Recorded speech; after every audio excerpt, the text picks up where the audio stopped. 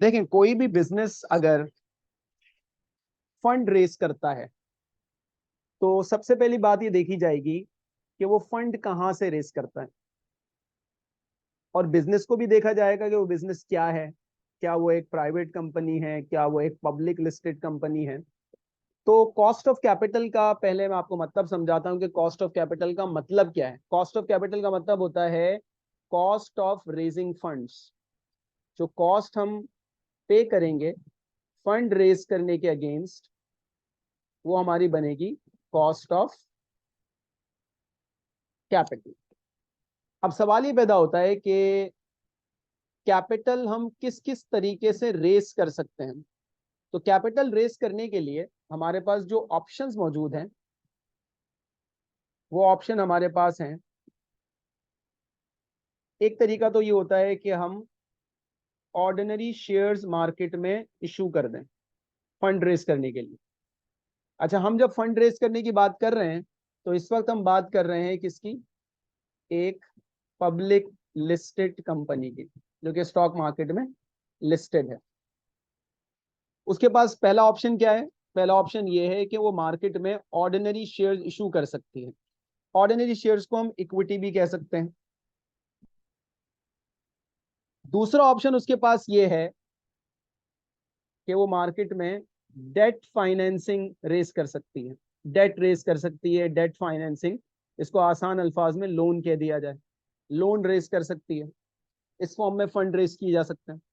और इन दोनों के बीच में एक ऑप्शन और मौजूद है which is called preference shares, कि वो प्रेफरेंस की फॉर्म में प्रेफरेंस शेयर्स इशू करके वहां से फंड रेस कर सकती है।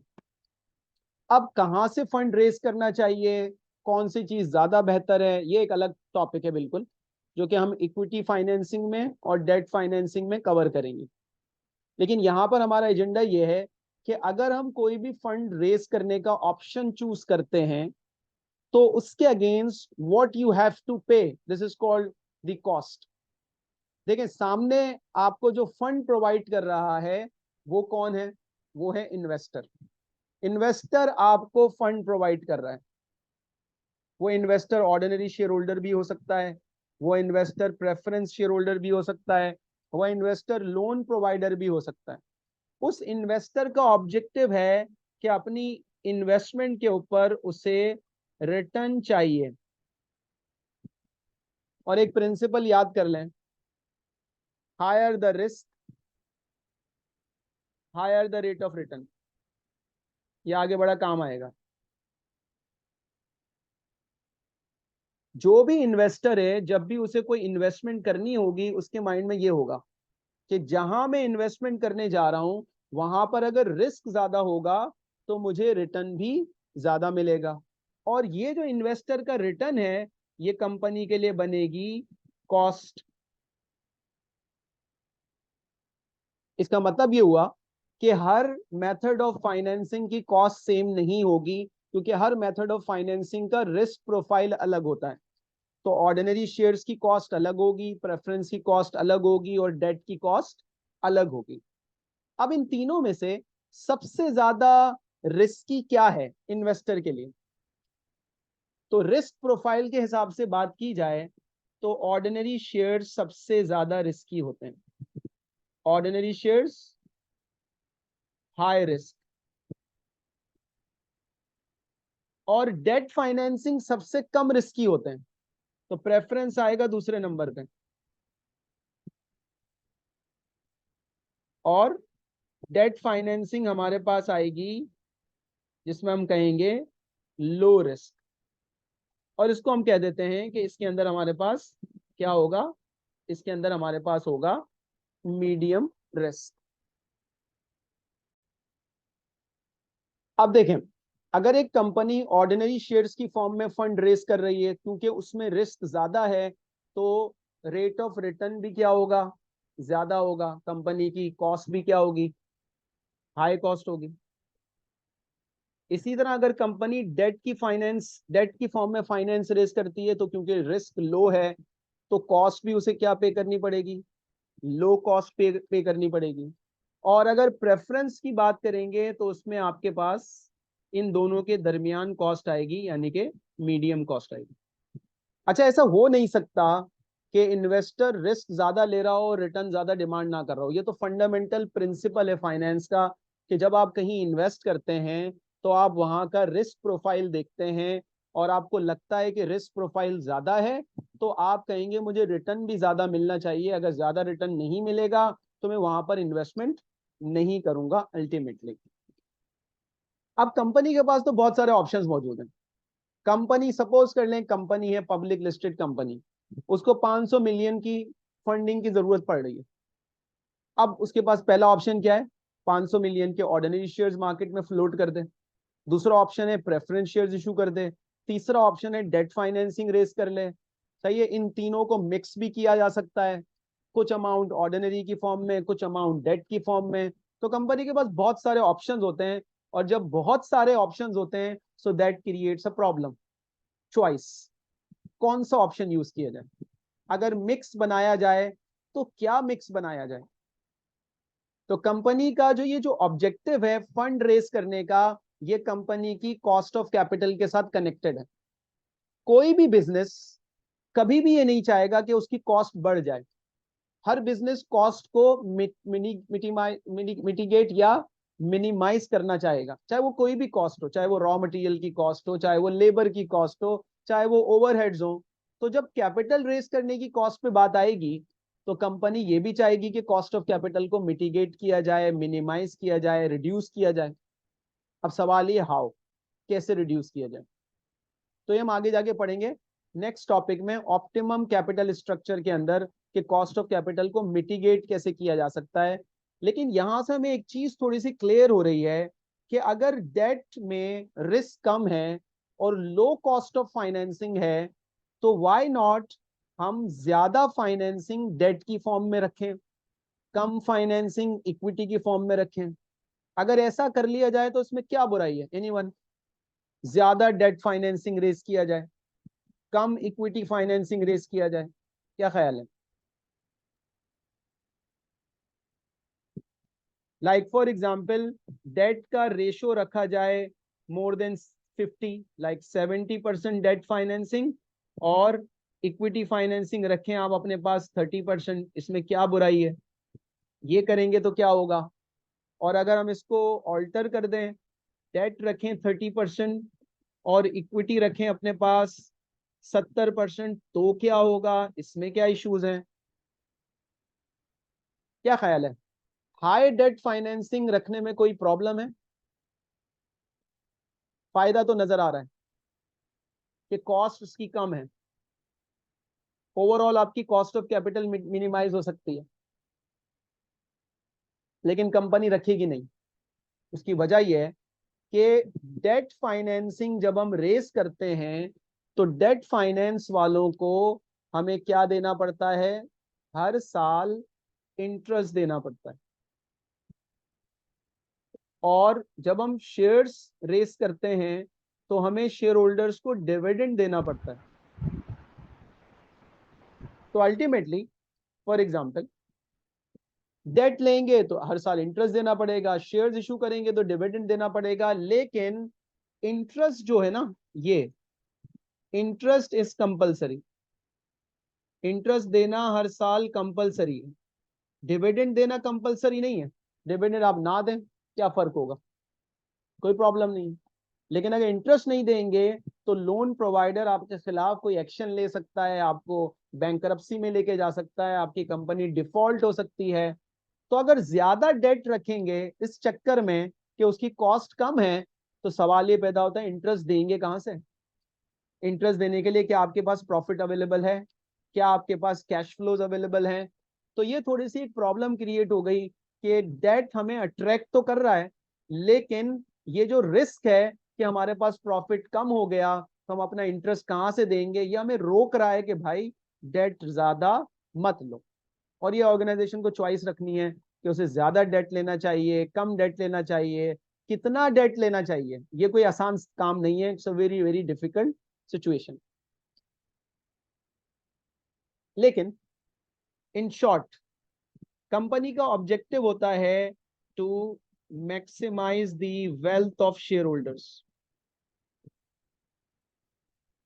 डायरेक्टर्स का ऑब्जेक्टिव क्या होता है, तो मैनेजमेंट होती है to maximise the wealth of shareholders, अपने शेयर होल्डर्स की वेल्थ को मैक्सिमाइज करना, ये है ऑब्जेक्टिव। इस ऑब्जेक्टिव को अचीव करने के लिए, अगर ये ऑब्जेक्टिव अचीव करना है, तो इस ऑब्जेक्टिव को अचीव करने के लिए क्या करना पड़ेगा, हमें अपनी कॉस्ट ऑफ कैपिटल को मिनिमाइज करना पड़ेगा। हमारी कॉस्ट ऑफ कैपिटल ज्यादा नहीं होनी चाहिए, मिनिमम होनी चाहिए। अब हम ऐसा फाइनेंसिंग स्ट्रक्चर बनाएंगे, ऐसा मिक्स ऑफ फाइनेंसिंग बनाएंगे जिसके ऊपर हमारी कॉस्ट ऑफ कैपिटल क्या हो जाए, मिनिमाइज हो जाए। और जब कॉस्ट ऑफ कैपिटल मिनिमाइज होगी तो वेल्थ ऑफ शेयर होल्डर्स जो होगी वो मैक्सिमाइज हो जाएगी। अब हम ये आगे जाके बात करेंगे कि ऐसा फाइनेंसिंग मिक्स कहाँ बनता है, कितनी परसेंटेज इक्विटी की होनी चाहिए, कितनी डेट की होनी चाहिए। अभी फॉर द टाइमिंग हमारा ये एजेंडा नहीं है। अभी फॉर द टाइमिंग हमारा एजेंडा क्या है, how to calculate cost of capital. तो कॉस्ट ऑफ कैपिटल कैलकुलेट करने के लिए हमारे पास जो भी फंडिंग के सोर्स होंगे उसके अगेंस्ट हम उसकी कॉस्ट कैलकुलेट करना सीखेंगे। फॉर एग्जाम्पल, सपोज एक कंपनी ने 500 मिलियन फंड रेस करना है, किसी प्रोजेक्ट के लिए कंपनी ने रेस करना है 500 मिलियन फंड्स। फाइनेंस मैनेजर ने डिसाइड किया कि हम ऑर्डिनरी शेयर्स की फॉर्म में फंड रेस कर लेते हैं 250 मिलियन यानी कि आधा, और आधा हम डेट ले लेते हैं यानी कि लोन ले लेते हैं 250 मिलियन का। ये उन्होंने एक मिक्स बनाया, ठीक है। अब ऑर्डिनरी शेयर्स की कॉस्ट जो हम निकालने जा रहे हैं, मैं आपको पहले बता देता हूं, फिर बाद में उसको कैलकुलेट कर लेंगे। सपोज कर लेते हैं कि कॉस्ट ऑफ ऑर्डिनरी शेयर्स हमारी वो होगी 15% पर एनम, और कॉस्ट ऑफ डेट हमारी होगी फॉर एग्जाम्पल 8%, ठीक है। तो what is the cost of capital, तो हम निकालेंगे weighted average cost of capital. Average cost of capital जिसे हम नाम दे रहे हैं weighted average cost of capital, ये हम कैलकुलेट करेंगे। वैक, WACC। कैसे निकालेंगे, देखें। ऑर्डिनरी शेयर्स हमारे पास है 250 मिलियन, ऑर्डिनरी शेयर्स की कॉस्ट है 15%, तो 15% का वेट मल्टीप्लाई कर देते हैं, 250 इक्विटी की वैल्यू है, टोटल वैल्यू है 250 प्लस 250 यानी कि 500 मिलियन। ये एक फ्रैक्शन बन गया, यानी कि 50% जो है हमने ऑर्डिनरी शेयर्स की फॉर्म में लिया है, तो 50% को हमने 15% से मल्टीप्लाई कर दिया। रिमेनिंग परसेंटेज आ गई डेट की, मल्टीप्लाई कर देंगे, 250 डेट है डिवाइडेड बाय 250 प्लस 250। फॉर्मूला मैंने क्या इस्तेमाल किया, फॉर्मूला मैंने इस्तेमाल किया है weighted average cost of capital is equal to cost of equity represented by KE multiply by value of equity divided by value of equity plus value of debt. ये एक कंपोनेंट हो गया। दूसरा कंपोनेंट हो गया cost of debt multiply by value of debt divided by value of equity plus value of debt. ये दो components हो गए। ये फॉर्मूला मैंने यहाँ इस्तेमाल किया वैक निकालने का। तो इसके अकॉर्डिंगली 15% का हाफ हो जाएगा 7.5% और 8% का हाफ हो जाएगा 4%, and 11.5% is average cost of capital. अब ये जो एवरेज कॉस्ट ऑफ कैपिटल निकली है ना, ये दो चीजों पे डिपेंड कर रही है कि किसी चीज की कॉस्ट कितनी है और उसका वेट कितना है, यानी कि आपके टोटल फाइनेंसिंग में डेट कितना है और इक्विटी कितना है।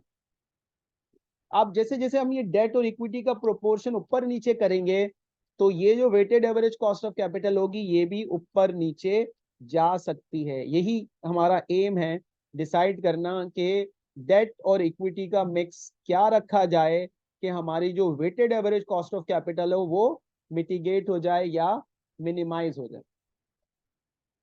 सो एंड रिजल्ट हमें ये निकालना है, weighted average cost of capital. लेकिन ये निकालने के लिए हमें कॉस्ट ऑफ ऑर्डिनरी शेयर सीखनी है, कॉस्ट ऑफ प्रेफरेंस शेयर्स निकालना सीखनी है, और कॉस्ट ऑफ डेट कैलकुलेट करना सीखनी है।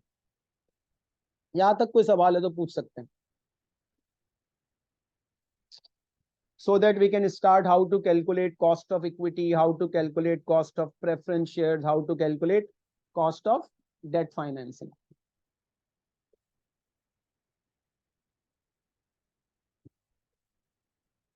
चले मूव ऑन। पहली चीज हम कैलकुलेट करने जा रहे हैं cost of debt financing.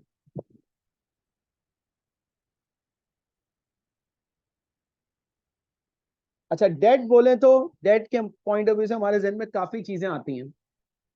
Loan आ सकता है हमारे माइंड में, डिबेंचर्स आ सकते हैं, बॉन्ड्स आ सकते हैं, टर्म फाइनेंस सर्टिफिकेट्स आ सकते हैं। तो हम आसान अल्फाज में से कह सकते हैं कि ये एक ऐसा फाइनेंसिंग मेथड है which is called fixed income security, कि इसके ऊपर आपको इंटरेस्ट देना पड़ता है। डेट फाइनेंसिंग के ऊपर हमें इंटरेस्ट देना पड़ता है। अच्छा, डेट की कॉस्ट कम क्यों होती है? Why debt is a cheaper source of finance? A very important question. Why debt is a cheaper source of finance? Because sir इस पे जो इंटरेस्ट देते हैं वो हम क्लेम कर लेते हैं अपनी कॉस्ट में। अच्छा, इसके दो रीजन है। एक रीजन तो आप जो बता रहे हो ना वही है, दो रीजन है। एक रीजन जो है वो इन्वेस्टर के पॉइंट ऑफ व्यू से है, और दूसरा रीजन जो कंपनी लोन ले रही है उसके पॉइंट ऑफ व्यू से। दोनों रीजन मिलकर इसे क्या बनाएंगे? इसे चीपर सोर्स ऑफ फाइनेंस बनाएंगे। अच्छा, हम क्योंकि इस्लामिक वर्ल्ड में मौजूद हैं, इस्लामिक फाइनेंस अभी हमारे यहाँ इतना कोई खास पेनिट्रेट नहीं हुआ, वरना अगर इस्लामिक फाइनेंस की बात की जाए तो डेट तो लेना ही हराम है। ठीक है, किसी भी फॉर्म में आप डेट फाइनेंस तो इस्तेमाल कर ही नहीं सकते। तो कन्वेंशनल फाइनेंसिंग सिस्टम है जो कि हमारे यहाँ चल रहा है, कि हमें लोन रखना पड़ता है, उसके ऊपर इंटरेस्ट देना पड़ता है। हालांकि इंटरेस्ट देना लेना ये इस्लाम में स्ट्रिक्टली प्रोहिबिटेड है, मना है, फिर भी लोग कंपनीज कर रही हैं, धड़ल्ले से कर रही हैं कंपनीज, पब्लिक लिस्टेड हो, प्राइवेट हो, बैंक खुले पड़े हैं, कन्वेंशनल बैंक्स, कमर्शियल बैंक्स धनाधन फाइनेंसिंग दे रहे हैं, लोग उसमें काम भी कर रहे हैं, जॉब्स भी कर रहे हैं, लोगों को होश नहीं है। अब उसका एक रिप्लेसमेंट वर्जन मार्केट में मौजूद है, इस्लामिक फाइनेंसिंग, लेकिन अभी वो थोड़ा सा डिबेटेबल है। कुछ जायज कहते हैं, कुछ नाजायज कहते हैं, कुछ में इख्तलाफात मसले मसाइल। लेकिन आपको एक बात बता दूं कि इस्लामिक फाइनेंसिंग, अगर इस्लामिक फाइनेंसिंग की बात बताई जाए तो उसमें डेट होता ही नहीं है। लेकिन इस्लामिक फाइनेंस सिर्फ मुसलमानों के लिए नहीं है। Islamic finance is a new product जिसको गोरे भी इस्तेमाल करते हैं, जिसको दुनिया में सब इस्तेमाल करते हैं। उसका एक मैकेनिज्म ही अलग है। और अगर आपको एक ट्रू इस्लामिक फाइनेंस सिस्टम चलाना है तो उसके लिए आपका जो इकोनॉमिक सिस्टम होना चाहिए ना, वो भी क्या होना चाहिए? Islamic economic system. अनफॉर्चुनेटली हमारे मुल्क में चलता है नॉन इस्लामिक इकोनॉमिक सिस्टम, और हम वहां पर चला रहे हैं इस्लामिक बैंकिंग। तो वहां पर बड़े मसले मसाइल हैं, कॉन्फ्लिक्ट हैं। इसी वजह से लोगों का ट्रस्ट इतना ज्यादा नहीं है, 100% नहीं है। खैर, आगे बढ़ते हैं। तो डेट चीपर सोर्स सर इसकी एक प्रैक्टिकल एग्जांपल दे सकते हैं नॉलेज के लिए? किसकी? ये जो इस्लामिक सिस्टम फॉलो नहीं हो रहा और ये प्रोडक्ट इस्लामिक है। देखें, हाँ, इस्लामिक सिस्टम प्रॉपर क्यों फॉलो नहीं हो रहा, ये तो खैर लंबी बहस है। तो इसकी एक एग्जांपल आप यूं देख लें कि जब आप स्टॉक मार्केट में किसी कंपनी में शेयर्स खरीदते हैं तो एक डिबेट शुरू हो जाती है कि उस कंपनी के मालिक बन जाते हैं आप। जब मालिक बन जाते हैं तो जितने भी कंपनी के डिसीजन होंगे वो आपकी रिस्पॉन्सिबिलिटी में आते हैं। कुछ लोग कहते हैं नहीं आते हैं, कुछ लोग कहते हैं आते हैं। अब उस कंपनी ने लोन लिया हुआ है, ठीक है, एक पब्लिक लिस्टेड कंपनी की बैलेंस शीट उठा के देखेंगे ना, उसमें आपको लोन मिलेगा। सपोज 40% लोन लिया हुआ, उसने 60% इक्विटी है। और उसने लोन क्यों लिया हुआ होगा? This is the reason I am discussing right now, कि debt is a cheaper source of finance. तो अगर आपको अपना कॉस्ट ऑफ कैपिटल रिड्यूस करना है तो आपको डेट तो लेना पड़ेगा। तो इसी अंदाजे से उसने 40% डेट रखा हुआ है। ठीक है। अब इस्लामिक फाइनेंस में ये कहा जाता है कि भाई कोई भी कंपनी 100% डेट फ्री तो है नहीं, इक्का दुक्का कोई होगी, तो अब क्या किया जाए, क्या आप उस कंपनी के शेयर्स नहीं खरीद सकते हैं? तो उन्होंने कहा नहीं, अभी फिलहाल अगर 30% तक किसी के पास डेट हो, उससे कम हो, तो अभी चल जाएगा ना, आप उसी कंपनी में पैसा लगा दें, ठीक है, उससे ज्यादा में आप नहीं लगा सकते। तो फिर हमारा एक इख्तलाफ शुरू हो जाता है कि यार ये क्या बात हुई, डेट तो मना है ना, इंटरेस्ट तो इंटरेस्ट है, चाहे 1% ही क्यों ना हो। यहाँ पर एक ये इख्तलाफी सूरत हाल मैंने आपको बताई, ठीक है। और अगर आप इस्लामिक प्रोडक्ट की बात करें तो there are many products, like एक प्रोडक्ट है बड़ा मशहूर जिसको कहते हैं मुदारबा, इस्लामिक प्रोडक्ट है, उस वो आप बना सकते हैं। एक कॉन्ट्रैक्ट होता है जिसको कहते हैं मुशारका, वो आप क्रिएट कर सकते हैं। इजारा है, ये आप कर सकते हैं। सलम है, ये आप कर सकते हैं। सुकूक डेट फाइनेंसिंग का एक ऑल्टरनेट है, ये आप कर सकते हैं। तो लेकिन उसके अंदर प्रॉपर इस्लामिक चीजें होनी चाहिए, उसके अंदर कोई जुगाड़ नहीं होना चाहिए। अनफॉर्चुनेटली आजकल उसके अंदर थोड़ा बहुत जुगाड़ करके उसको चलाया जाता है, तो वो फिर एक इख्तलाफी मसला बन जाएगा। लेकिन अगर इकोनॉमिक सिस्टम ही इस्लामिक कर दिया जाए, कन्वेंशनल से हटाया जाए, तो फिर जो प्रोडक्ट बनेगा ना, वो फॉर श्योर 100% इस्लामिक फाइनेंस पर पूरा उतरेगा। और ऐसा पॉसिबल दूर दूर तक फिलहाल तो नजर नहीं आता। फ्यूचर में हो जाए तो कुछ कह नहीं सकते। खैर वापस आ जाए, इस तरफ जाएंगे तो लंबे निकल जाएंगे, वापस आए। Why debt is a cheaper source of finance? अच्छा मैं ये क्यों बता रहा हूँ, ठीक है, ये बीच में इस्लामिक फाइनेंस का मैं इसलिए बता रहा हूँ, एक तो हम ACCA F9 में और एडवांस फाइनेंशियल मैनेजमेंट में पढ़ाते भी हैं, सिलेबस में भी है हमारे इस्लामिक फाइनेंस, ठीक है।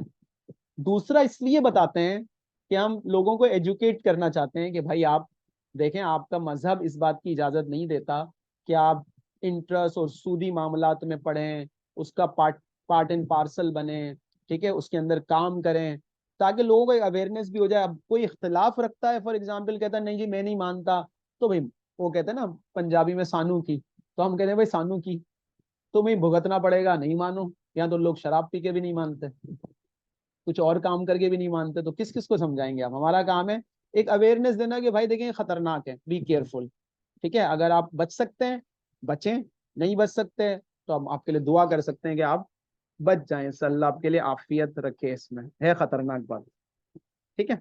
चलें आगे बढ़ते हैं। अच्छा, इन्वेस्टर के पॉइंट ऑफ व्यू से पहले बात कर लेते हैं, why debt is a cheaper source of finance. देखें, जब भी फाइनेंस लिया जाता है तो उसके अगेंस्ट एक कॉस्ट पे की जाती है। तो इंटरेस्ट क्योंकि मैंडेटरी है, कंपलसरी है, ठीक है, डिविडेंड कंपलसरी नहीं है। तो इन्वेस्टर को ये पता होता है कि यार पहले तो मुझे दिया जाएगा, कंपलसरी, इसका मतलब है कुछ ना कुछ तो मुझे मिल ही जाएगा ना कंपनी में से।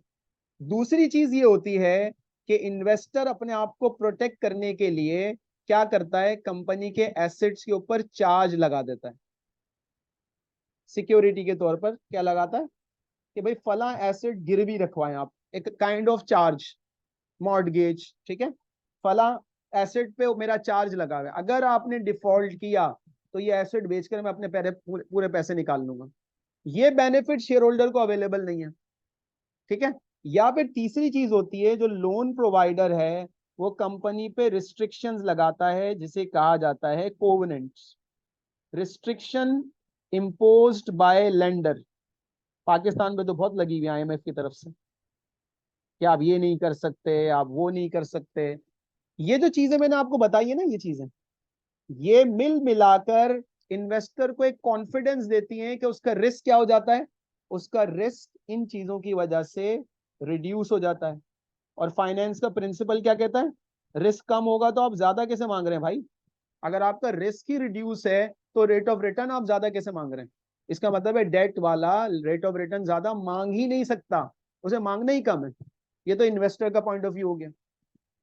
अब सपोज कर ले इन्वेस्टर ने कहा भाई आप, हमने कहा इन्वेस्टर को आपको तो 6% मिलेगा, फाइन, तो हमारी कॉस्ट भी 6% होनी चाहिए, लेकिन हमारी जो कॉस्ट है वो 6% से भी कम हो जाएगी। वजह क्या बनेगी? वजह ये बनेगी, जब कंपनी इंटरेस्ट देगी तो कंपनी अपने प्रॉफिट एंड लॉस अकाउंट में उस इंटरेस्ट को डालेगी एज एन एक्सपेंस। सबको पता है इंटरेस्ट एक्सपेंस होता है, ठीक है। और उसे टैक्स के लिए क्लेम करेगी एज एन एक्सपेंस टैक्स निकालते वक्त।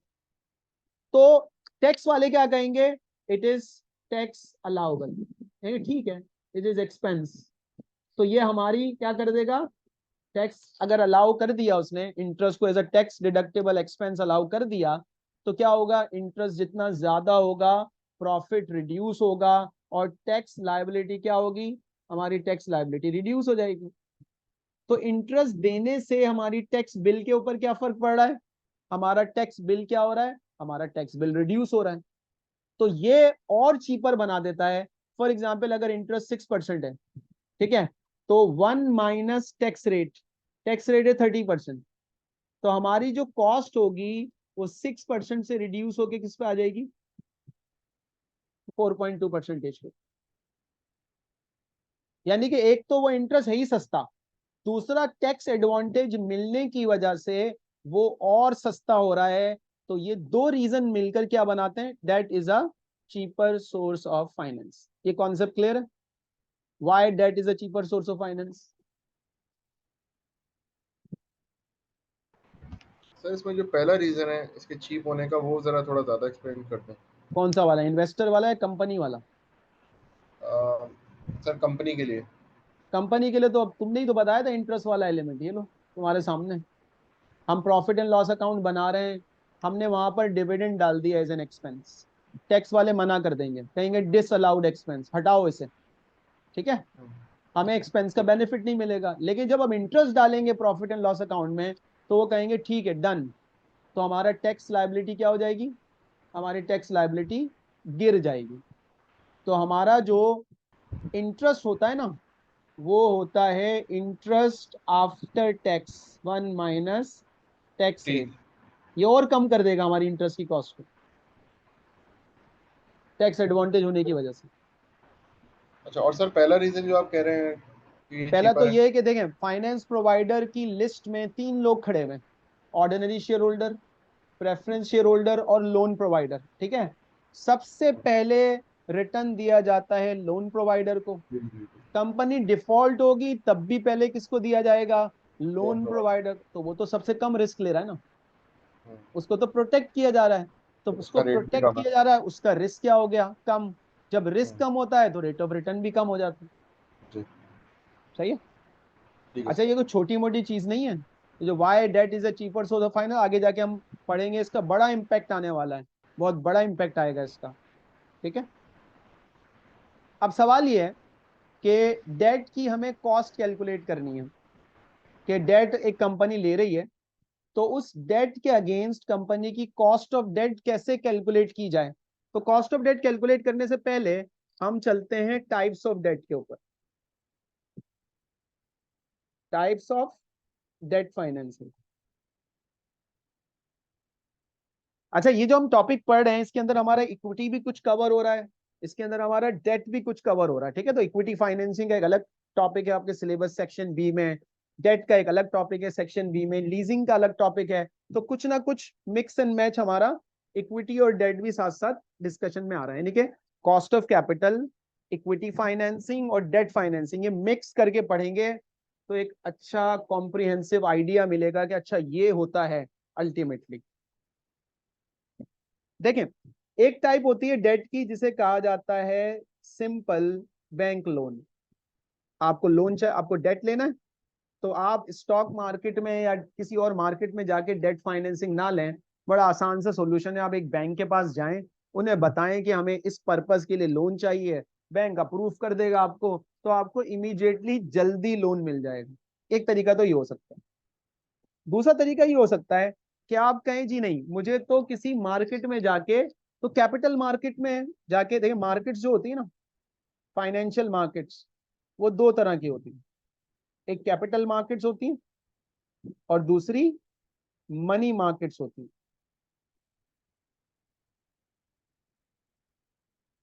कैपिटल मार्केट में जो फाइनेंशियल सिक्योरिटीज ट्रेड होती हैं वो क्या होती हैं, लॉन्ग टर्म। और मनी मार्केट में जो फाइनेंशियल सिक्योरिटीज ट्रेड होती हैं वो क्या होती हैं, शॉर्ट टर्म। अभी हम शॉर्ट टर्म की डिस्कशन तो कर नहीं रहे, तो लॉन्ग टर्म की डिस्कशन कर रहे हैं, इसकी डिस्कशन चल रही है हमारी। तो आप ये कर सकते हैं कि जिस तरह से हम ऑर्डिनरी शेयर्स मार्केट में फ्लोट करते हैं, इसी तरह हम डेट मार्केट के अंदर फ्लोट कर सकते हैं, वहां से डेट रेस कर सकते हैं। तो हमारे पास एक ऑप्शन है कि आप इररिडीमेबल डेट इशू कर दें, एक टाइप ये बनती है।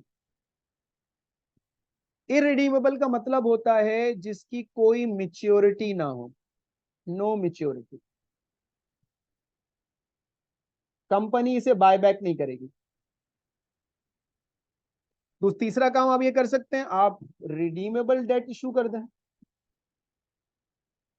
रिडीमेबल और इरिडीमेबल में फर्क क्या होगा? रिडीमेबल में कंपनी बताएगी कि जी ये फिक्स्ड मैच्योरिटी का सर्टिफिकेट है, 10 साल बाद हम इसे इन्वेस्टर से वापस ले लेंगे। अब बैंक लोन हो उस पर भी इंटरेस्ट देना है, इरिडीमेबल डेट हो उस पर भी इंटरेस्ट देना है, रिडीमेबल डेट हो उसके ऊपर भी इंटरेस्ट देना है। चौथी एक सूरत और बन सकती है कि हम कहें कि एक ऐसा डेट इशू किया जाए जो फ्यूचर में ऑर्डिनरी शेयर्स में कन्वर्ट हो जाए, called convertible debts. Convertible debts क्या होंगे? That can be converted into ordinary shares future में, अभी नहीं। तो ये 4 टाइप्स डेट की बन सकती है। अब एक एक करके सबकी कॉस्ट ऑफ डेट अलग निकलेगी, सबके फॉर्मूले बनेंगे, सबकी कैलकुलेशन आएगी। बैंक लोन की अलग कॉस्ट ऑफ डेट, इरिडीमेबल की अलग, रिडीमेबल की अलग, और कन्वर्टेबल डेट्स की अलग कॉस्ट ऑफ डेट कैलकुलेट करेंगे। अच्छा, कुछ सर्टिफिकेट ऐसे भी होते हैं जिसके ऊपर कोई इंटरेस्ट नहीं दिया जाता, यानी कि एनुअल इंटरेस्ट नहीं दिया जाता, एक इम्प्लॉयड इंटरेस्ट उसके अंदर कहीं ना कहीं से मौजूद होता है। लेकिन अभी हम डिस्कस करेंगे जी हर साल आपको इंटरेस्ट देना है। तो सबसे पहले हम बात करते हैं बैंक लोन की कॉस्ट ऑफ डेट कैसे निकालेंगे। कॉस्ट ऑफ डेट किसकी? बैंक लोन की।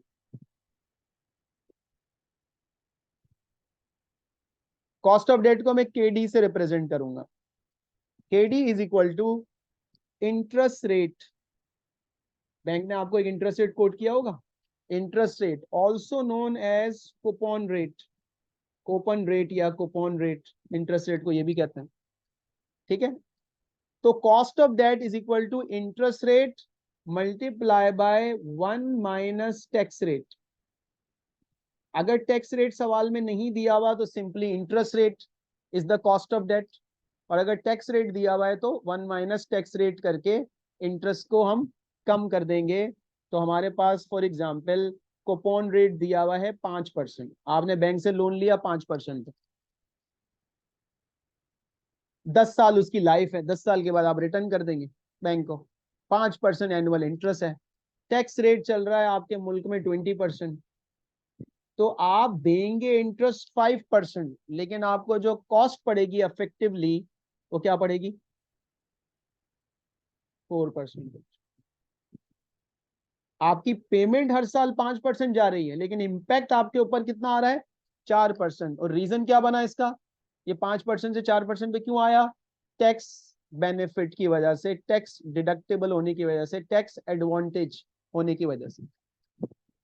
सिंपल सा फॉर्मूला है, interest rate multiply by 1 - tax rate, सबसे सिंपल। दूसरा, अच्छा, cost of debt bank loan में हमने किसी और चीज को लिफ्ट ही नहीं कराई, लोन की मार्केट वैल्यू, लोन की इधर, क्योंकि इसकी कोई मार्केट वैल्यू होती नहीं है बैंक लोन की। No market value. क्यों नहीं होती मार्केट वैल्यू? क्योंकि ये ट्रेडेबल सिक्योरिटीज नहीं है। बैंक लोन क्या होता है? Non tradable. किसी मार्केट में तो ट्रेड ही नहीं होता, जिस बैंक से लोन लिया उसी बैंक को आपको रिटर्न करना है। तो ये बहुत आसान है। लेकिन जो बाकी सिक्योरिटीज हैं, चाहे वो रिडीमेबल हो, इररिडीमेबल हो, कन्वर्टेबल हो, वो स्टॉक मार्केट में या कैपिटल मार्केट में ट्रेड हो सकती हैं। तो उसकी कॉस्ट ऑफ डेट कैलकुलेट करना थोड़ा सा डिफिकल्ट बनेगा, आसान नहीं होगा। दूसरे नंबर पे हम चलते हैं, cost of debt of an irredeemable security.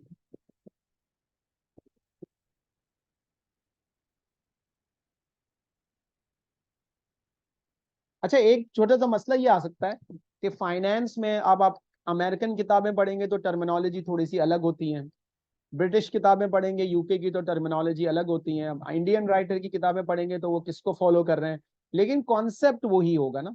Terminology फर्क होने से, जैसे मैंने यहाँ केडी लिखा, अब कोई सीडी लिख देता है तो वो भी कॉस्ट ऑफ डेट है। तो हमारा जो कॉन्सेप्ट है ना वो क्लियर होना चाहिए, क्योंकि आपकी जो प्रोफेशनल बॉडी है ना, उसने कोई स्पेसिफिक टर्मिनोलॉजी नहीं बताई हुई, उसने कोई स्पेसिफिक चीजें नहीं बताई हुई, उसने आपको जो किताबें रेकमेंड की हुई है वो किताबें भी इंटरनेशनल भी हैं, सारी चीजें। तो आप कॉन्सेप्ट पे फोकस करें कि कॉन्सेप्ट जो आपको दिया जा रहा है ना, वो आपका कॉन्सेप्ट बिल्कुल क्लियर होना चाहिए।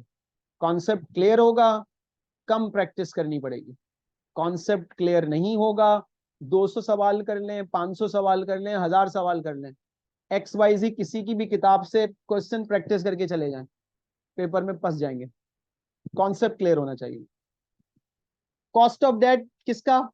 Irredeemable security. इररिडीमेबल सिक्योरिटी बोले तो वो सिक्योरिटी जिसकी कोई फिक्स्ड मैच्योरिटी नहीं। अब सपोज कर लें कि कंपनी ने एक डेट इशू किया इररिडीमेबल, जिसका कूपन रेट है 8%, उसकी पार वैल्यू है $100। पार वैल्यू कहते हैं एक फिक्स्ड प्राइस को, ठीक है। पार वैल्यू क्या होती है? एक फिक्स्ड वैल्यू होती है। शेयर्स की भी पार वैल्यू होती है, डेट की हमने पार वैल्यू 100 एज्यूम की, ठीक है। अब मार्केट वैल्यू चल रही है उसकी आज, ज्यादा भी हो सकती है कम भी हो सकती है। सपोज कर लें उसकी मार्केट वैल्यू आज 102 चल रही है। मार्केट वैल्यू कहां से आई? मार्केट वैल्यू का मतलब है ये डेट किसी मार्केट के अंदर ट्रेड हो रहा है, और जब ट्रेड हो रहा है तो वहां डिमांड एंड सप्लाई मैकेनिज्म इसकी वैल्यू को कभी ऊपर ले जाएगा, कभी इसकी वैल्यू को नीचे ले आएगा। कोई भी मार्केट हो दुनिया में ना, आपसे कहा जाए भाई फला चीज की प्राइस क्यों बढ़ी, तो आप पहला और सिंपल आंसर उसको पता क्या देंगे? सिंपल सा आंसर, भाई डिमांड ज्यादा होगी, सप्लाई कम होगी। आपसे कोई पूछे पाकिस्तानी करेंसी क्यों वीक हो रही है, अपने कहा भाई करेंसी की, फॉरेन करेंसी जो है डॉलर, उसकी डिमांड ज्यादा है, सप्लाई कम है। अगर आप सप्लाई ज्यादा करते हैं, डिमांड कम कर दे, एक्सचेंज रेट नीचे आ जाएगा। सिंपल सी कहानी है। तो इस तरह कोई भी चीज हो, कीमतें बढ़ना, इन्फ्लेशन होना, when demand is more than supply, ये प्रिंसिपल याद रख लें, काम आएगा। Demand is more than supply. अब दो काम हो सकते हैं रेट को रिड्यूस करने के, या तो आप डिमांड कट करें, या फिर आप क्या कर दें, अपनी सप्लाई को इंप्रूव कर दें। तो आपका ये जो बैलेंस आउट हो रहा है, ये बैलेंस आपका ठीक हो जाएगा, ठीक है। अब जैसे एक बंदा है, खाना खाता है बट डट के, फास्ट फूड खाता है, पिज्जा खाता है, बर्गर वगैरह ये वो सारी चीजें, पिज्जा फ्राइज, सही है, बोला मेरा पेट बाहर आ रहा है, मशवरा करें किसी से, क्या करें? उसको कहेंगे देखो एक काम आप क्या करें, खाना कम करें। वो कह रहा है खाने में कॉम्प्रोमाइज नहीं। उसने कहा एक काम करें, फिर एक्सरसाइज करें 3 घंटे जिम के ऊपर, भागे मशीन के ऊपर, तो शायद आप खाना ज्यादा खाएं और आपका पेट बाहर ना आए, आपको प्रॉब्लम ना हो, कोई मसले मसाइल ना हो। तो यही चीज होती है, डिमांड को या तो आप कम कर दें या सप्लाई को बढ़ा दें, तो आपका चीज क्या हो जाएगी, मैनेज हो जाएगी। तो मार्केट वैल्यू ज्यादा भी हो सकती है, मार्केट वैल्यू कम भी हो सकती है। अच्छा, हमें इंटरेस्ट जब भी कैलकुलेट करना होगा ना, इंटरेस्ट की वैल्यू, तो एक बात ध्यान में रखें, इंटरेस्ट कैलकुलेट होता है पार वैल्यू के ऊपर, कभी भी मार्केट वैल्यू या इशू वैल्यू के ऊपर नहीं होता। Par value multiply by coupon rate. इसी वैल्यू पे आपने खरीदा हो, आपको इंटरेस्ट किसके हिसाब से मिलेगा? पार वैल्यू के हिसाब से मिलेगा। सो हियर इंटरेस्ट कितना होगा? Par value is $100 multiply by 8%, $8 का आपका पर एनम इंटरेस्ट हो गया। इंटरेस्ट निकाल लिया। अब कॉस्ट ऑफ डेट निकाल। Cost of debt is interest divided by market value of debt multiply by 100, percentage में निकालना है। ये कब होगा? विदाउट टैक्स, जब सवाल में टैक्स ना दिया हुआ हो। और अगर सवाल में टैक्स भी दिया हुआ है, टैक्स रेट भी दिया हुआ है, तो फॉर्मूले में थोड़ा सा चेंज कर देंगे, क्योंकि इंटरेस्ट हमेशा आफ्टर टैक्स होता है। तो इंटरेस्ट को क्या कर देंगे, 1 - टैक्स रेट, ये इंटरेस्ट सेट हो गया। नीचे रख दें market value of debt multiply by 100, और ये फॉर्मूला बन गया विथ टैक्स। ये दो फॉर्मूले जहन में रखने हैं हमें, है तो एक ही फॉर्मूला, क्योंकि देखें ऊपर भी हमने क्या किया था, interest rate into 1 minus tax rate, ऊपर यहाँ क्या किया है, इंटरेस्ट की वैल्यू 1 माइनस टैक्स रेट, तो हमारे पास आ जाएगा कॉस्ट ऑफ डेट। अप्लाई करें इस सवाल में, कॉस्ट ऑफ डेट कितना बन रहा है, $8 का इंटरेस्ट है, टैक्स रेट में वही एज्यूम कर लेता हूँ 0.2, 20%। मार्केट वैल्यू ऑफ डेट चल रही है 102, जो मैंने ऊपर एज्यूम की थी 102, तो हमारा कॉस्ट ऑफ डेट कंपनी को क्या पड़ रहा है, कंपनी को कॉस्ट ऑफ डेट पड़ रहा है जनाब, परसेंटेज में निकालें तो कंपनी को कॉस्ट ऑफ डेट पड़ रहा है 6.27%।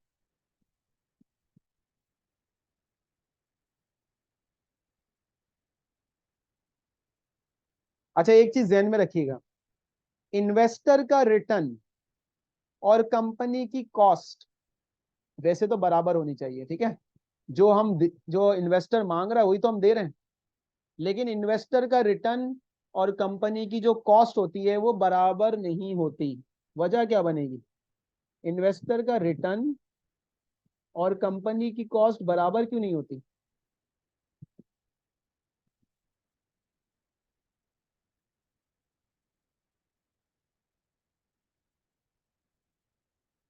ये क्यों होता है, हालांकि एक बंदा आपसे 10% रिटर्न मांग रहा है, आप उसे 10% रिटर्न दे रहे हैं, तो बराबर क्यों नहीं है।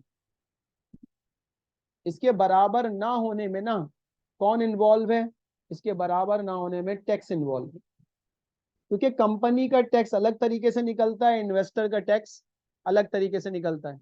जब इन्वेस्टर टैक्स इंटरेस्ट अर्न कर लेगा तो टैक्स वाले उससे भी टैक्स लेंगे, जब कंपनी इंटरेस्ट पे करेगी उस पर उसको टैक्स बेनिफिट मिलेगा, तो दोनों का ये आंसर ना सेम नहीं हो सकता, फर्क आ जाता है, ठीक है। लेकिन जी जैसे सर ये प्रॉफिट आजकल प्रॉफिट पे कुछ फाइलर पे और नॉन फाइलर पे अलग अलग है, आप उसी की बात कर रहे हो, जैसे फिर कंपनी पे तो 30% रेट अलग है नहीं नहीं नहीं, कॉर्पोरेट टैक्स। मैं उसकी बात नहीं कर रहा, मैं उसकी बात कर रहा हूँ कि जब इन्वेस्टर कहीं से इंटरेस्ट लेकर आएगा तो उसके ऊपर उसे इनकम टैक्स देना पड़ेगा, चाहे फाइलर नॉन फाइलर तो पाकिस्तान ने निकाला है, फाइलर नॉन फाइलर कहानी पाकिस्तान में, उसको आप साइड में रखें, सारे फाइलर एज्यूम करें सपोज। नहीं सर मेरा कहने का मकसद ये था कि जैसे इंडिविजुअल पे जो रेट लगता है और जो कंपनी पे रेट लगता है आप उसकी अलग की बात कर रहे हैं। हाँ बिल्कुल, जब कंपनी इंटरेस्ट दे रही है तो उसका टैक्स रेट कुछ और है, और जब इन्वेस्टर अर्न कर रहा है इंटरेस्ट तो उसका टैक्स रेट कुछ और है, इनकम टैक्स का। तो अगर एक इन्वेस्टर ने 8% इंटरेस्ट ले भी लिया हमसे, तो इन्वेस्टर को भी तो टैक्स पे करना पड़ेगा, उसका भी तो टैक्स कटेगा। तो जब इन्वेस्टर से पूछेंगे आफ्टर टैक्स रिटर्न कितना मिला, कहेगा 7%। कंपनी से पूछेंगे भाई आपकी कॉस्ट कितनी पड़ी, वो कहेगा कोई और 6.5%, तो आप कहेंगे ये अलग अलग कैसे हुआ, तो मैं से एक्सप्लेन कर रहा हूँ, टैक्स की वजह से अलग अलग हो जाता है। कमिटमेंट दोनों की क्या है, हम आपको 8% देंगे, ठीक है डन, लेकिन एट द एंड टैक्स वाले जो है ना हिसाब किताब क्या कर देते हैं, सबका खराब कर देते हैं। ऐसा भी तो हो सकता है कि कोई ऐसा टैक्स रूल पास हो, किसी कंट्री में होता हो कि वहां पर इंटरेस्ट के ऊपर टैक्स ही ना लगता हो, डिविडेंड के ऊपर टैक्स ना लगता हो, किसी मुल्क में ऐसा भी तो हो सकता है, इंटरेस्ट टैक्सेबल ना हो, डिविडेंड टैक्सेबल ना हो। मैं यूके का रूल बताऊं तो मैं टैक्स के पॉइंट ऑफ व्यू से, यूके के अंदर इंडिविजुअल वर्सेस कॉरपोरेशन,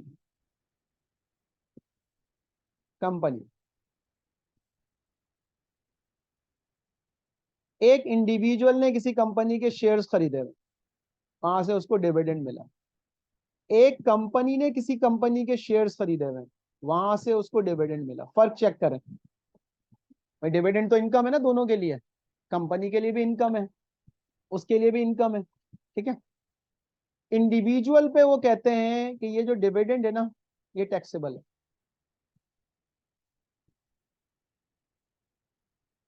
और इसका मैक्सिमम जो रेट आजकल उनके यहाँ चल रहा है ना, तकरीबन 39 to 40% टैक्स चल रहा है डिविडेंड का, इतना तक जा सकता है टैक्स। कंपनी को डिविडेंड मिला यूके के अंदर, एग्जेम्प्ट, कोई टैक्स नहीं, बहुत बड़ा फर्क है ये। तो कुछ मुल्कों में ऐसा हो जाता है कि एक इनकम किसी के लिए टैक्सेबल होती है, किसी दूसरे के लिए वो क्या हो जाती है, नॉन टैक्सेबल हो जाती है। ये फर्क चलते हैं। तो टैक्स का फाइनेंस के साथ एक बहुत इंपॉर्टेंट कनेक्शन है। फाइनेंस पढ़ें और टैक्स को इग्नोर कर दें, ऐसा हो नहीं सकता।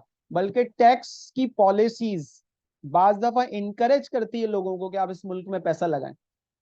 बाज दफा गवर्नमेंट जानबूझकर इंटरेस्ट रेट बढ़ाती है इसलिए ताकि वो बाहर से पैसा इंपोर्ट करवाएं ना, लोग पैसा इंपोर्ट करें पाकिस्तान में,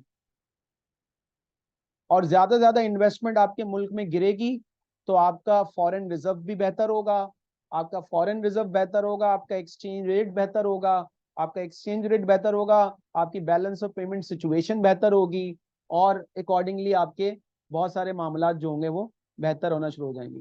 तो टैक्स बोले तो फिस्कल पॉलिसी, ठीक है। अभी गवर्नमेंट ने एक इनिशिएटिव लिया पाकिस्तान में कि भाई अगर कार्ड से पेमेंट करनी है ना तो नॉन फाइनल के ऊपर 10% टैक्स लगा दो।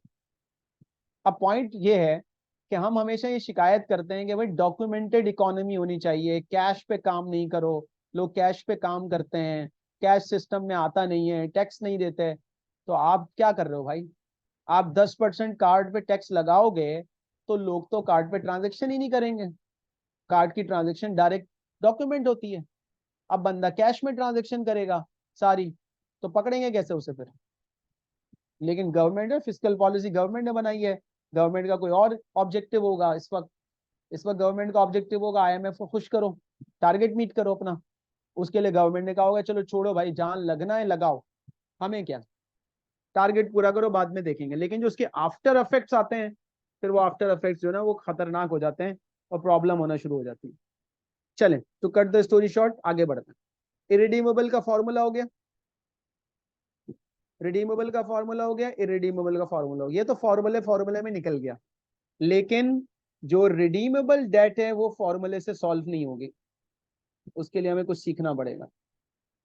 रिडीमेबल डेट एक ऐसा डेट जो कि आज एक कंपनी ने इशू किया, कंपनी हर साल उस पर इंटरेस्ट देगी, उसकी एक फिक्स्ड मेच्योरिटी है। After that maturity investor company को वो सर्टिफिकेट रिटर्न करेगा, कंपनी उसको पेमेंट कर देगी, और हिसाब किताब क्या हो जाएगा, बराबर हो जाएगा। इसको कहते हैं रिडीमेबल डेट। अब इसके कुछ फीचर्स हैं। कैलकुलेशन करने से पहले, इसकी कॉस्ट ऑफ डेट निकालने से पहले आपको वो फीचर्स समझ में आएंगे तो कॉस्ट ऑफ डेट की कंप्यूटेशन भी समझ में आएगी। नहीं फीचर ही क्लियर नहीं होंगे तो कॉस्ट ऑफ डेट की कंप्यूटेशन भी समझना हमारे लिए मुश्किल हो जाएगा। तो फीचर्स क्या है उसके, फीचर्स की बात कर लेते हैं। देखिए पहली तो चीज है पार वैल्यू। मैं एज्यूम कर लेता हूं पार वैल्यू क्या है, 100, ठीक है। आज उसकी मार्केट वैल्यू चल रही है सपोज फॉर एग्जांपल 98 पर $100, $2 नीचे पे आ गया, पार से नीचे पे आ गया। कूपन रेट कंपनी ने कहा कि हम देंगे 6% पर एनम। मेच्योरिटी यानी कि रिडम्पशन, रिडम्पशन होगी इसकी 5 साल बाद। आज ये मार्केट में ट्रेड हो रहा है 98 के ऊपर, पार वैल्यू $100 है, कूपन रेट 6% है, रिडम्पशन होगी 5 साल बाद। किस प्राइस पर रिडीम होगा, तो कंपनी ये पहले से बता देगी ये सर्टिफिकेट जब रिडीम होगा, जब कंपनी वापस लेगी तो उसकी प्राइस होगी $102। इन्वेस्टर ने हो सकता है $100 का खरीदा हो, सही है। आज मार्केट से किसी ने खरीदा होगा तो 98 का खरीदा होगा, लेकिन जब वो रिटर्न करेगा तो उसको $102 मिलेंगे। अब एक इन्वेस्टर ने कहा कि अगर मैं आज इसे खरीद लूं और 5 साल तक होल्ड कर लूं तो क्या होगा, मुझे 5 साल तक क्या मिलेगा, क्या मिलेगा 5 साल तक। इन्वेस्टर के पॉइंट ऑफ व्यू से सोचें, एक इन्वेस्टर ये खरीद लेता है 98 के ऊपर, 5 साल तक उसको क्या मिलेगा, कूपन रेट मिलेगा ना 6% वाला पर एनम 5 साल तक। कितना इंटरेस्ट मिलेगा उसे 5 साल तक, हर साल इंटरेस्ट निकलता है पार वैल्यू पे, ठीक है। $100 मल्टीप्लाई बाय 6%, कितना हो गया? 6 का पर एनम उसे इंटरेस्ट मिलेगा। पहले साल 6, दूसरे साल, तीसरे साल, चौथे साल और 5वें साल। रिडीम कब होगा? 5वें साल में।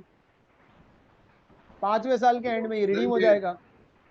एक्सक्यूज मी सर, ये इंटरेस्ट तो नहीं है कूपन रेट?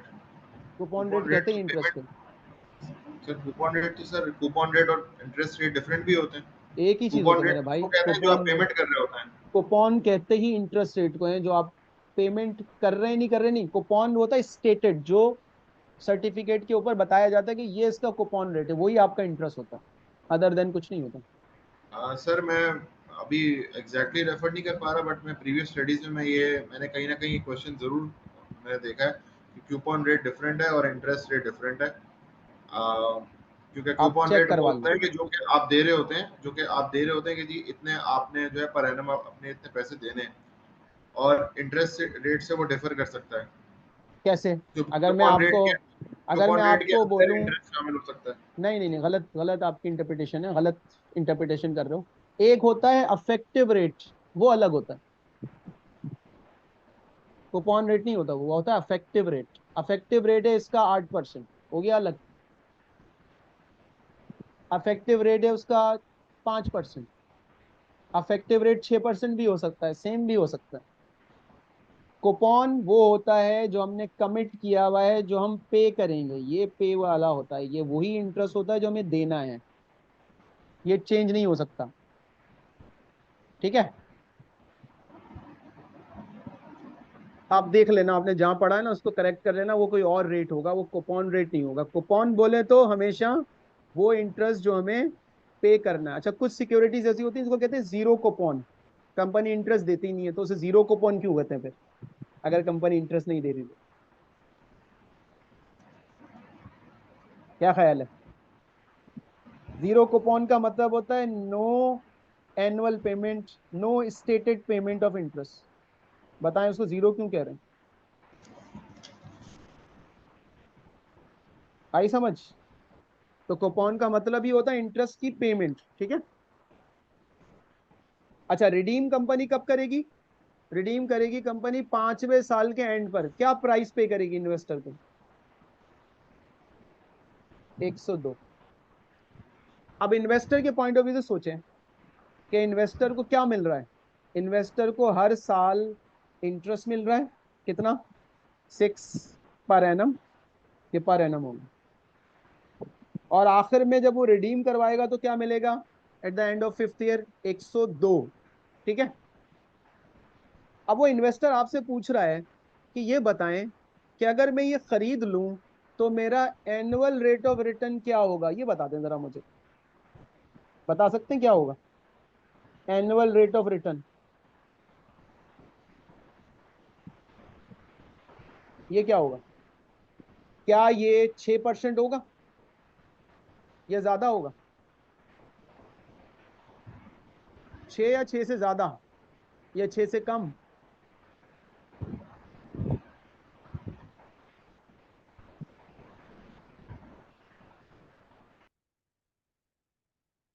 देखें, एनुअल रेट ऑफ रिटर्न में कूपन तो शामिल होगा ना, 6%, कम से कम 6 तो मिलेगा उसे, ठीक है। तो 6 तो है, 6 ये तो मौजूद है। अच्छा, आज उसने खरीदा कितने में? उसने खरीदा है 98 के अंदर। रिडीम कितने में होगा 5 साल के बाद? 102 में। तो इसके अंदर उसको कुछ गेन भी तो मिल रहा है 5 साल में। 98 में खरीदा, 102 के ऊपर रिडीम करवाया। तो एनुअल रेट ऑफ रिटर्न जो होता है वो होता है कूपन प्लस गेन, और उसको मिला दिया जाए तो उसको एनुअल रेट ऑफ रिटर्न कहते हैं, अफेक्टिव रेट ऑफ रिटर्न कहते हैं, ठीक है। इसी को हम अफेक्टिव रेट ऑफ रिटर्न भी कहेंगे। और इसी को एक नाम दिया जाता है, जो कि स्टूडेंट पढ़ तो लेते हैं लेकिन उनको क्लियर नहीं होता। इसको हम इंटरनल रेट ऑफ रिटर्न भी कहते हैं।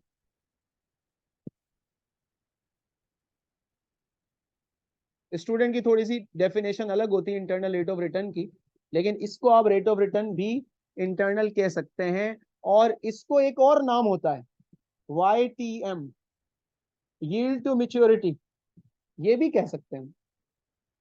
ये सारे एक ही चीज है, कोई फर्क नहीं।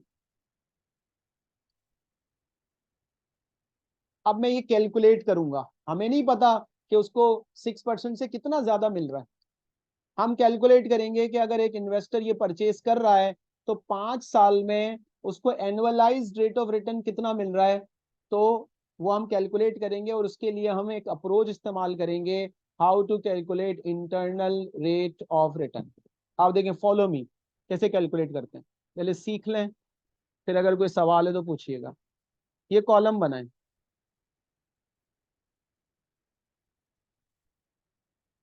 इंटरनल रेट ऑफ रिटर्न निकाल रहे हैं।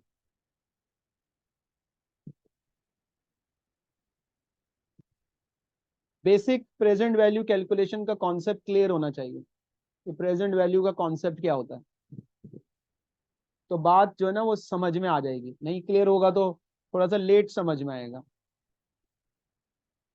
देखें जी, ये मैंने 4 कॉलम्स बना दिए। पहला कॉलम एयर, दूसरा कॉलम कैश फ्लो, तीसरा कॉलम डिस्काउंट फैक्टर, और चौथा कॉलम आ गया आपका प्रेजेंट वैल्यू। ये 4 कॉलम बन गए। अच्छा, एक कॉलम और बनाएं, इसके अंदर ही ऐड करें, ठीक है। डिस्काउंट फैक्टर एनदर, एक कॉलम और बनाएं, एनदर प्रेजेंट वैल्यू। कितने कॉलम बन गए? 6 कॉलम बन गए। अब डेटा में लिखता हूं, देखें, 0, 1, 2, 3, 4, 5, 5 साल, क्योंकि डेट की जो लाइफ है वो 5 साल है। अब एक इन्वेस्टर आज एक डेट खरीदने जा रहा है, कितने का मिल रहा है उसे आज? डेट मार्केट में कितने का ट्रेड हो रहा है? 98 का। इन्वेस्टर ने वो 98 का खरीद लिया। Inflow outflow?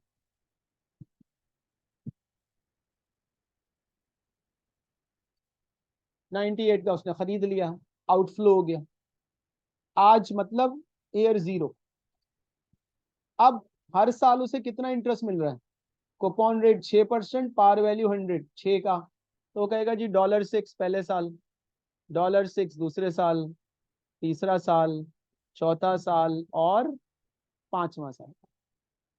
और 5वें साल में उसे सिर्फ $6 नहीं मिल रहा, बल्कि उसे 102 भी मिल रहा है।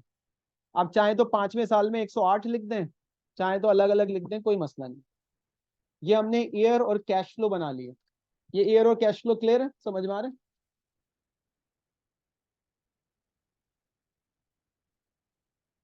जीरो पे रखी हमने मार्केट वैल्यू, 1 till 5 मैंने रखा इंटरेस्ट, और 5वें साल में रिडम्पशन वैल्यू। जब भी हम इसका internal rate of return calculate करेंगे, ऐसे ही कैलकुलेट करेंगे। हमें उसके प्रॉपर ईयर्स फाइंड आउट करने हैं, उसका इंटरेस्ट फाइंड आउट करना है, और आखिर में उसकी रिडम्पशन वैल्यू फाइंड आउट करनी है। अब ये तो निकल आई, अब क्या करें? अब हम एक काम करते हैं, ये जितने भी कैश फ्लोज मुझे दिए हुए ना, पहले साल के एंड पे 6 मिलेगा, चौथे साल के एंड पे 6 मिलेगा, 5वें साल के एंड पर 108 मिलेगा, इसकी हमें चाहिए प्रेजेंट वैल्यू। और प्रेजेंट वैल्यू निकालने के लिए हमें चाहिए होता है एक अदद डिस्काउंट रेट, और उस डिस्काउंट रेट की मदद से हम डिस्काउंट फैक्टर फाइंड आउट करते हैं।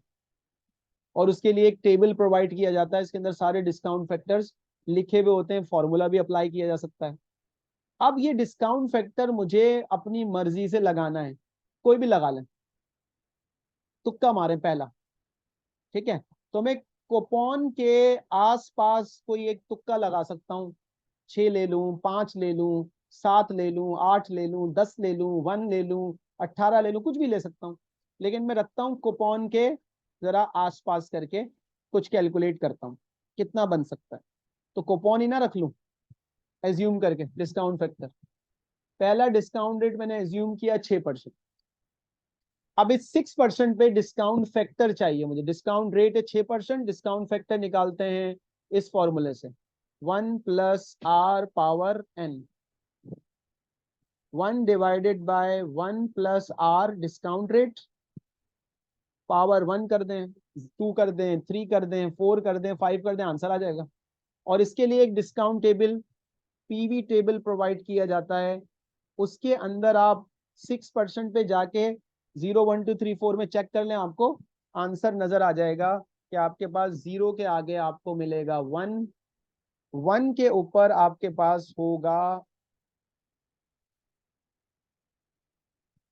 0.943, और जैसे जैसे मैं इसका ईयर चेंज करता जाऊंगा, I can change the value 889 and accordingly 0.839,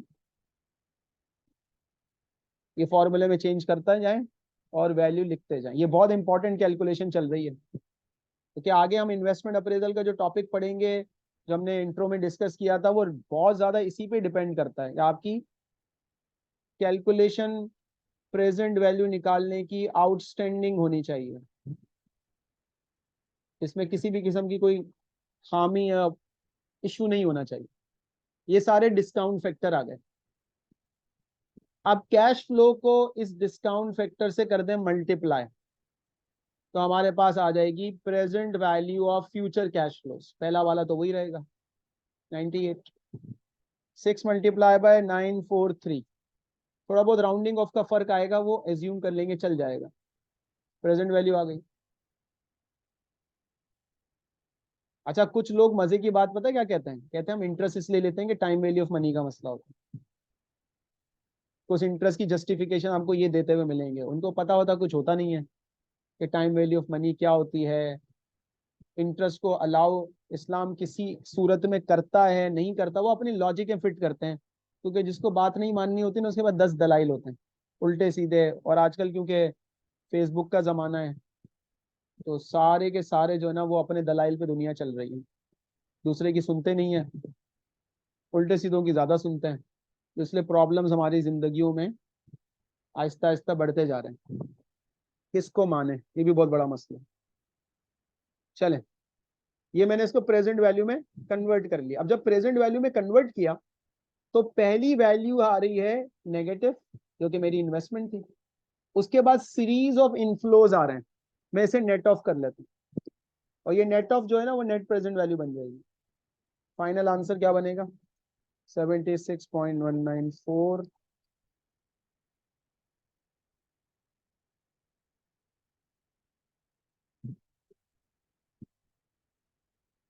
है थोड़ा सा हेक्टिक काम, लेकिन क्या करें, मजबूरी है।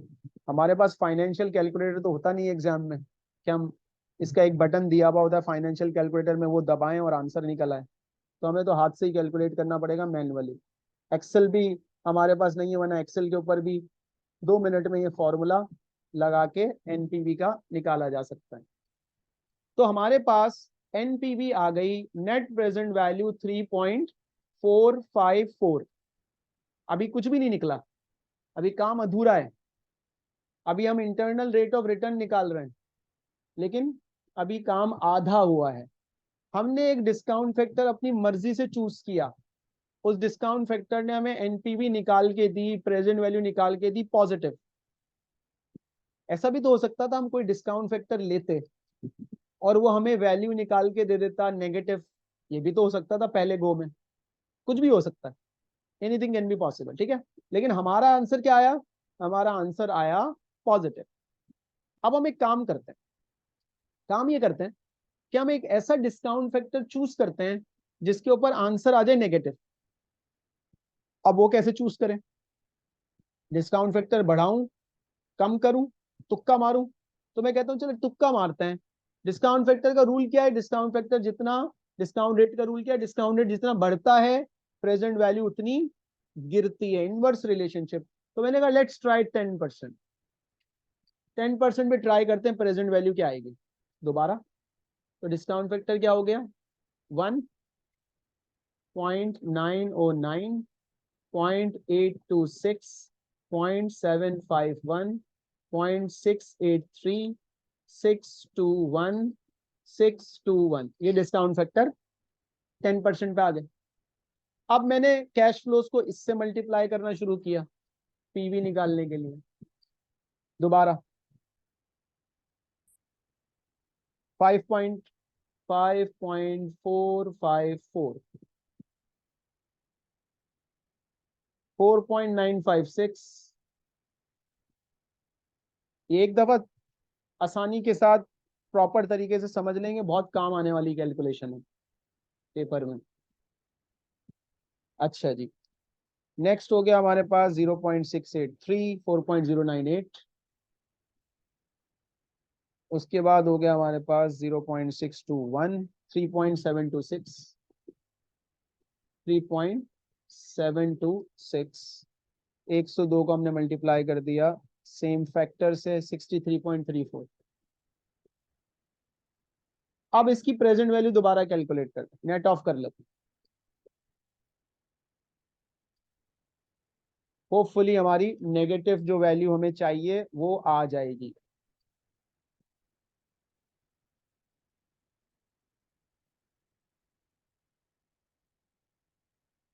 और होपफुली अगर वो वैल्यू सही आ जाती है 98, तो ये वैल्यू उसने मुझे दी 11.92।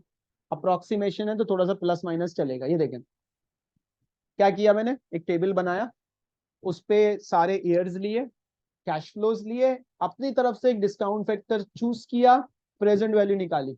प्रेजेंट वैल्यू पॉजिटिव आ गई, पॉजिटिव आएगी तो एक ऐसा डिस्काउंट फैक्टर लूंगा जिसके ऊपर प्रेजेंट वैल्यू नेगेटिव आए। पहली नेगेटिव आएगी तो एक ऐसा फैक्टर लूंगा जिसके ऊपर पॉजिटिव आएगी। मुझे एक पॉजिटिव चाहिए प्रेजेंट वैल्यू और मुझे एक नेगेटिव प्रेजेंट वैल्यू चाहिए internal rate of return calculate करने के लिए। इस पे कोई सवाल है तो पूछिए।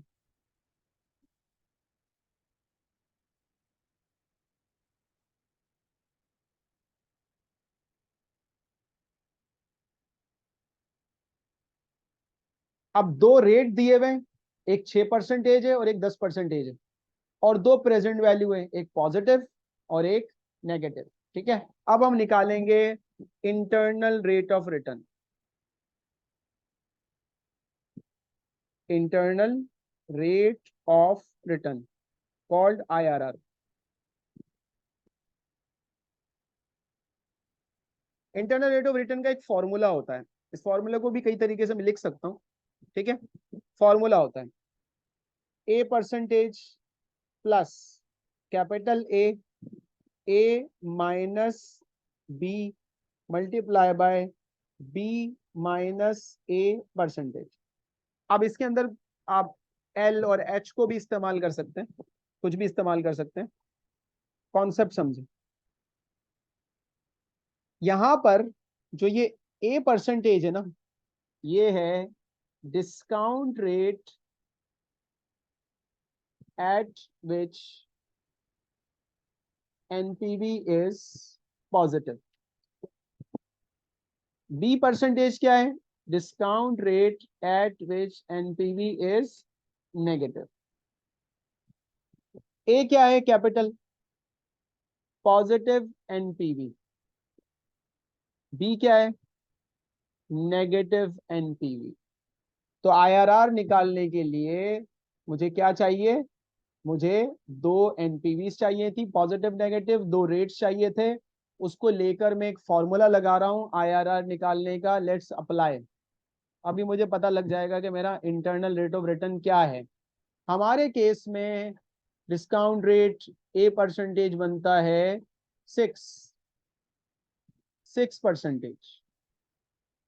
पॉजिटिव NPV बनती है 3.454 डिवाइडेड बाय सेम 3.454 माइनस फॉर्मूले में negative NPV 11.92 minus minus minus plus 11.92, minus minus plus हो गया, multiply by B. B rate हमारे पास क्या है, दूसरा रेट हमारे पास क्या है 10%। 10% minus 6%, difference of rate 10% minus 6%, ये आ गया 4%। इसे सॉल्व कर लें, इसे सॉल्व करते हैं, देखते हैं क्या आंसर आता है। 6%, 3.454 डिवाइडेड बाय 3.454 प्लस 11.92 ये आ गया आपका 0.2246 into 4%, IRR is equal to 6% plus 0.2246 into 0.04।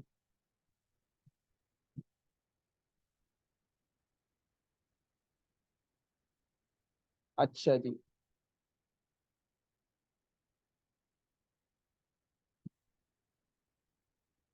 पूरा ही कर देता हूँ मैं एक साथ। 0.8986 परसेंटेज में कितना टोटल आ रहा है? आंसर। टोटल आंसर आ जाएगा 6.898 मेरे पास। अच्छा, करके देख लेते हैं। 4 × 2246 + 6.89, रफली आप इसे 7% भी कह सकते हैं। जी श्योर। 7% इसका इंटरनल रेट ऑफ रिटर्न। पहले तो कैलकुलेशन पे कोई मसला है तो बोले, फिर मैं इसका मतलब समझाता हूँ। इस 7% का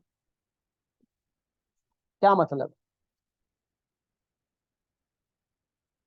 कैलकुलेशन में कोई इशू?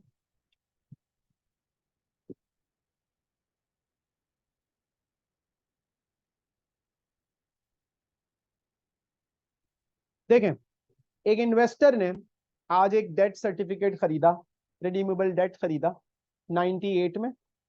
हर साल उसे 6% का रिटर्न मिल रहा है, वो तो हर साल उसे मिल रहा है 6% का। साथ उसे 5वें साल के एंड पे 102 भी मिलेगा। वो आपसे पूछ रहा है कि यार मेरा हर साल का रिटर्न बताओ कितना है। तो हमने कहा तुम अफेक्टिव रेट ऑफ रिटर्न पूछ रहे हो ना, तुम यील्ड टू मैच्योरिटी पूछ रहे हो, इंटरनल रेट ऑफ रिटर्न पूछ रहे हो। लो, तुम्हारा internal rate of return annualise कितना बनेगा? 6.89%। अब कूपन तो 6 था, ये 6.89 कैसे बना? ज्यादा कैसे मिल रहा है उसको?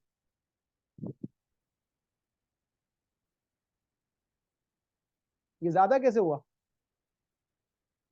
क्योंकि उसके रिटर्न में एक फिक्स्ड इंटरेस्ट शामिल है, दूसरा कैपिटल गेन शामिल है। कैपिटल गेन हो रहा है उसको, जब वो रिडीम करवा रहा है तो उसको कैपिटल गेन हो रहा है। और वो कैपिटल गेन उसकी इंटरेस्ट की परसेंटेज को क्या कर रहा है? बढ़ा रहा है। And this is called internal rate of return. What is internal rate of return? Return of any security, also known as internal rate of return.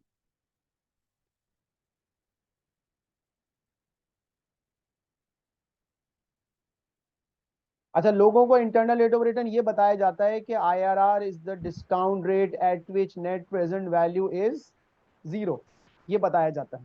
ठीक है, ये हम बात करेंगे जी सर, एनपीवी वो के। फॉर्मूले वाइज बता देते हैं न्यूमेरिक उसमें, लेकिन इसका लॉजिकल एस्पेक्ट जैसे आप बता रहे हैं वो हाँ, नहीं आता। उसका हम जरा पोस्टमार्टम करेंगे जब हम एनपीवी में जाएंगे ना, तो हम IRR का भी पोस्टमार्टम करेंगे। MIRR इसकी एक और मॉडिफाइड वर्जन है, वो भी बात करेंगे। वहां जाके इस पे डिबेट करेंगे कि यार ये तो हम सुनते थे कि डिस्काउंटेड एट विच एनपीवी 0 सही है, और ये निकल के क्या आ रहा है।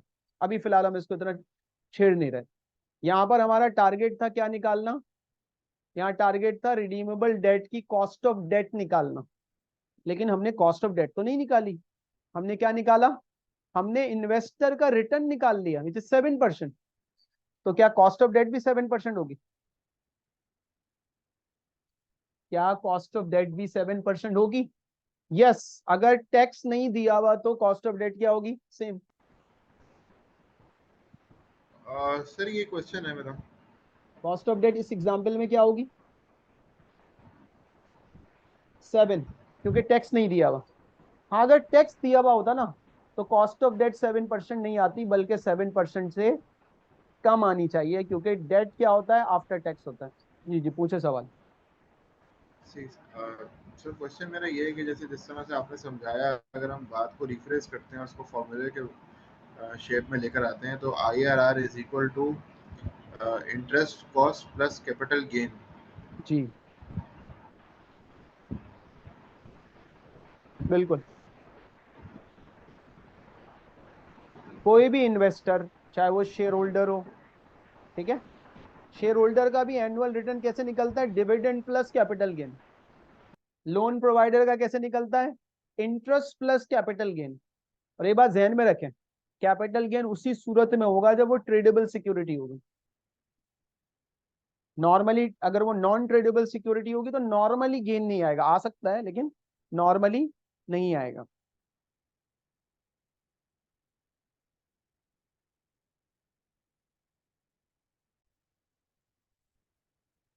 चले, इस सवाल में अगर टैक्स रेट दिया हुआ होता कि टैक्स रेट है 30%, तो क्योंकि इंटरेस्ट आफ्टर टैक्स होता है ना, इंटरेस्ट क्या होता है, इंटरेस्ट इज आफ्टर टैक्स, तो एक कैलकुलेशन हम ये करते हैं कि हमने जो $6 का इंटरेस्ट निकाला था ना, उसको हम $6 रखने के बजाय क्या कर देते हैं, उसको हम कहते हैं 1 माइनस टैक्स रेट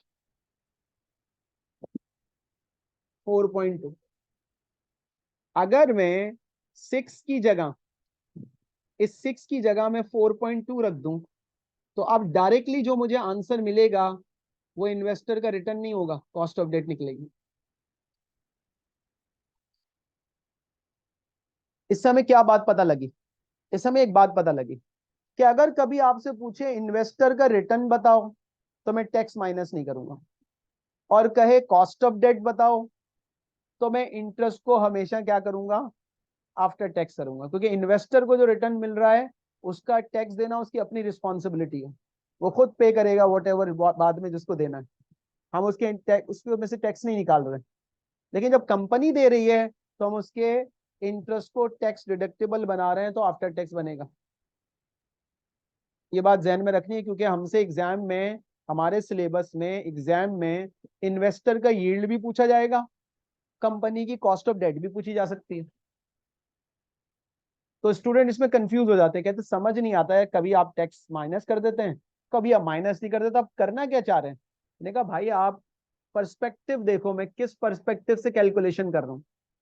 अगर मैं इन्वेस्टर के पर्सपेक्टिव से निकाल रहा हूँ रिटर्न, तो मैं इंटरेस्ट पूरा ले रहा हूँ 6, और जब मैं कंपनी के पर्सपेक्टिव से ये कैलकुलेशन कर रहा हूँ, यानी कि कॉस्ट ऑफ डेट निकाल रहा हूँ, तो मैं इंटरेस्ट को कर दूंगा आफ्टर टैक्स, ताकि डायरेक्टली मुझे जो कॉस्ट मिलेगी वो क्या मिलेगी, आफ्टर टैक्स मिलेगी।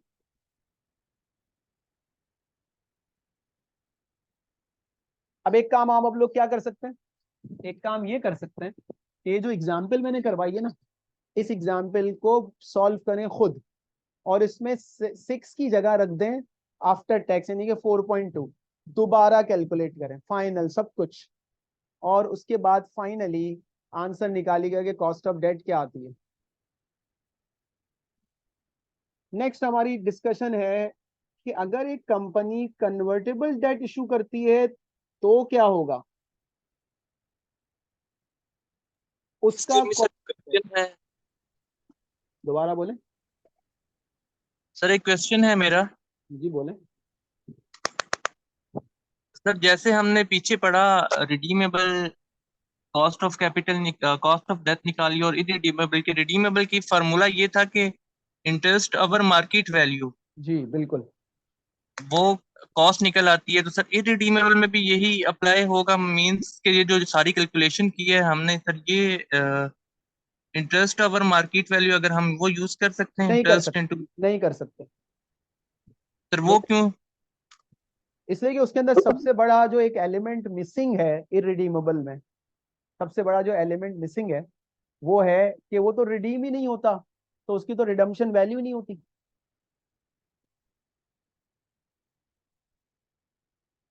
जब रिडम्पशन वैल्यू नहीं है तो इन दोनों में फर्क पड़ गया,